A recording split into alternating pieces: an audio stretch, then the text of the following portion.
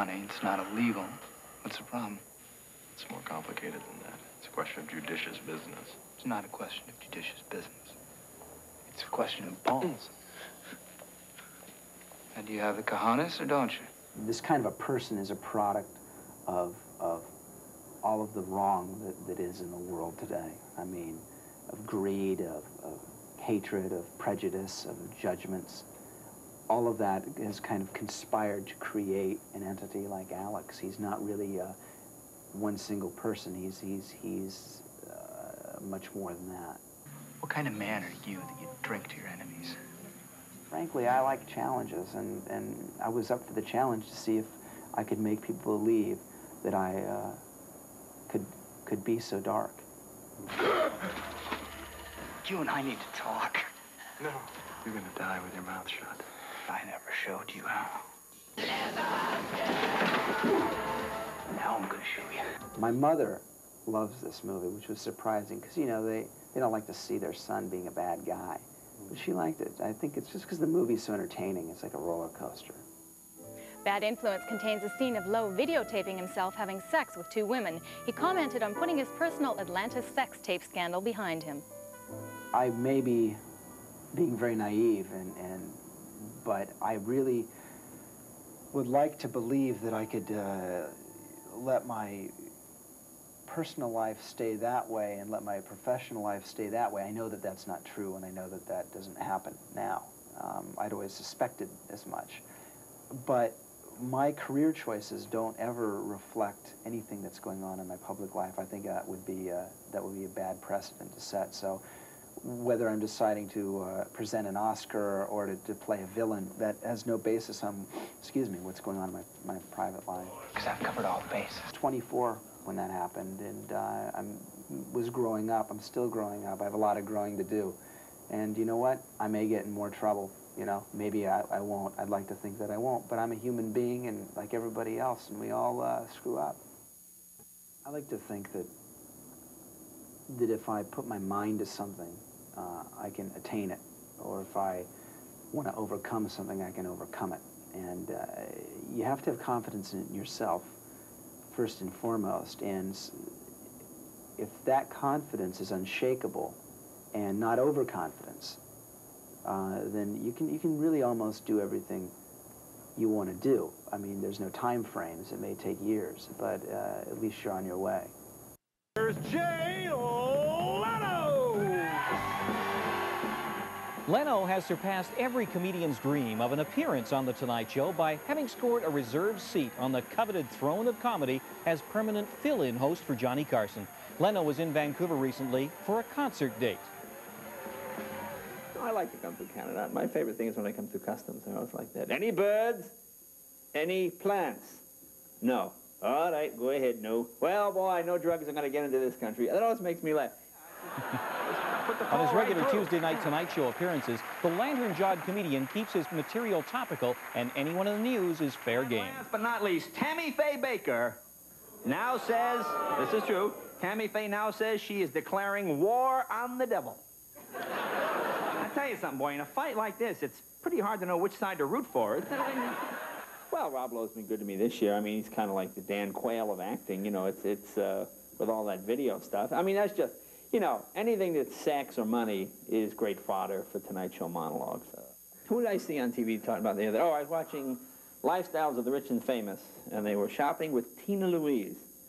And after a hard day of shopping, Tina had a whole batch of scripts she had to go through. Now, I'm sure she's a lovely woman, but who is sending tons of scripts to Tina Louise? I mean, I really don't see her. Oh, she turned down Out of Africa. Oh, and I'm sure she turned down all these other films. You know, I just find it hard to believe that she has all these projects lined up. Well, putting his popularity to good use, Leno is devoting profits from his new book, Headlines, to pediatric AIDS research. For even in Leno's world of laughter, AIDS has cast its specter. It's a book about headlines. It's all the goofy headlines I hold up on The Tonight Show that are taken from, you know, real North American newspapers for the most part. I mean, not tabloids. It's not I ate my baby stuff, but it's people that have attempted to put out a legitimate newspaper, and either things got past the proofreader or something like that, and hopefully they're pretty funny. It's a pediatric AIDS thing, you know, kids that have gotten AIDS through blood transfusions and stuff like that. And it just seemed like a good thing to do, and it's been doing pretty good. I think we raised over 100 and something thousand, so. My manager was, it was one of those situations where they had a baby, and this was a number of years ago, and the baby was fine, but for some reason the doctors gave him just 3 cc's of blood, which is like, I mean, half your thumbnail, you know, to make the baby look kind of pink and rosy. And as soon as the baby got sick, the baby died of AIDS. And it was one of the first babies in the United States. And of course, everybody thought, oh, there must be some other reason, and the blood supply couldn't be tainted and all that kind of thing. So, I mean, there's nothing funny about it, but it seemed like a legitimate charity and good cause, you know. And rumor has it, Jennifer, that Leno and Rob Lowe just might be co-hosting Saturday Night Live together. Oh.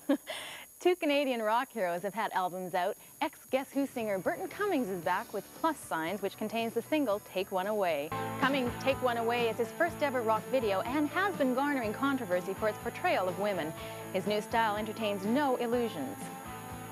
It's steeped in reality, this album. It's not hypothetical songs. There are no love songs. There's no Ken and Barbie syrupy stuff on this album. It's really, it deals with hitting 40, you know, reaching the middle of your life, really, or the second half of your life. And the songs are really steeped in reality.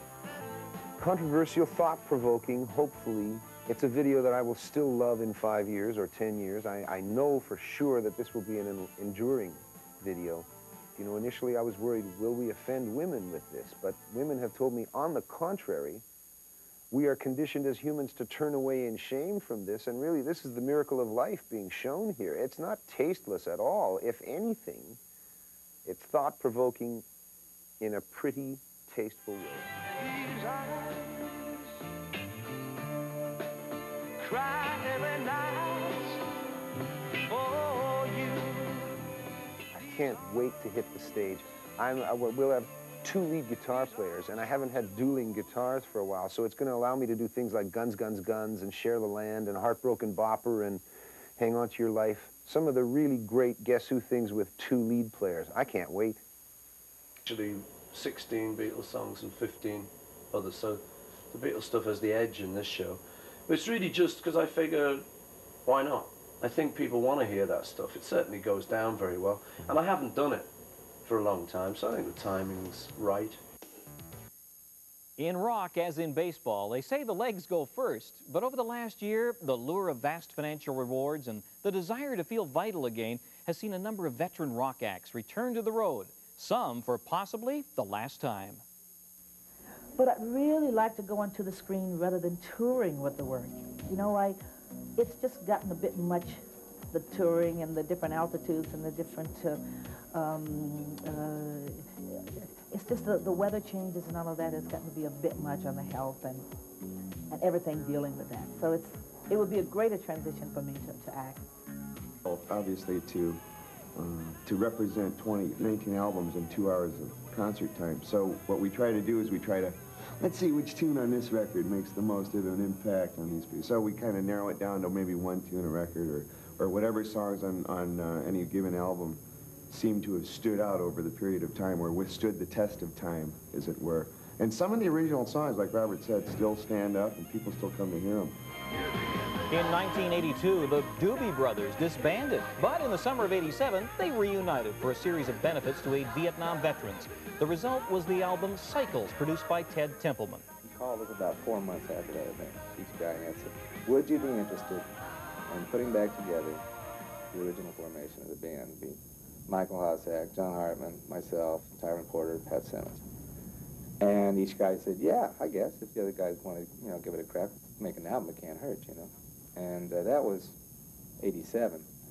The album didn't get out till '89 due to production problems and what have you, but that's how it all got started. Paul McCartney is 47 now and a father of 4.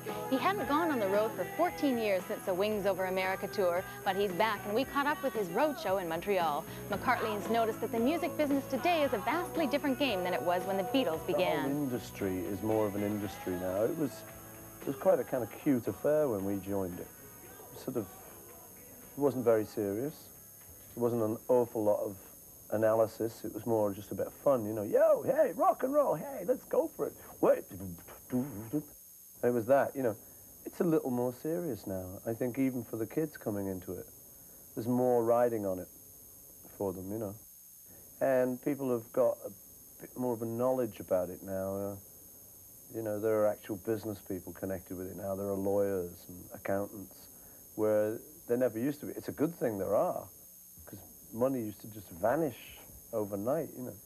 So it is a good thing they're around, but it consequently makes it a bit more of a serious place to be.